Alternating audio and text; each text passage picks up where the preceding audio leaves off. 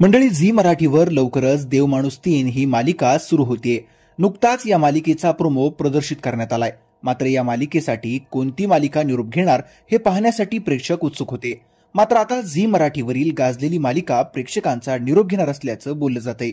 ही मालिका आहे नवरी मिळे हिटलरला। अगदी 2 वर्षापूर्वी सुरू झालेल्या या मालिकेनं प्रेक्षकांच्या मनात घर केलंय।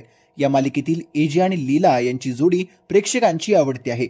मात्र आता ही मालिका प्रेक्षकांचा निरोप घेणार असल्याचं सांगण्यात येतंय। पुढील महिन्यात ही मालिका प्रेक्षकांचा निरोप घेणार असल्याचं समजतंय। मालिकांबद्दल माहिती देणाऱ्या एका इंस्टाग्राम पेजनं याबद्दल पोस्ट शेअर केली आहे। अपेक्षित टीआरपी मिळत नसल्यानं मालिका निरोप घेणार आहे।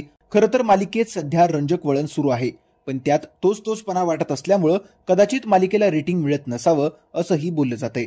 मात्र यावर नेटकऱ्यांनी नाराजी व्यक्त केली आहे। ही सगळी चूक झी मराठीचीच आहे। जेव्हा सिरियल 10 वाजता लागायची तेव्हा टीआरपी चांगला होता, आता 11 वाजता लागते, त्यामुळे त्याच्या टीआरपीवर फरक पडतो। यात मालिकेची काही चूक नाही। तर दुसऱ्यानं झी मराठीला वेड लागले का चांगली मालिका बंद करतायत, बाकी फालतू सिरियल आहेत त्या देखील बंद करा।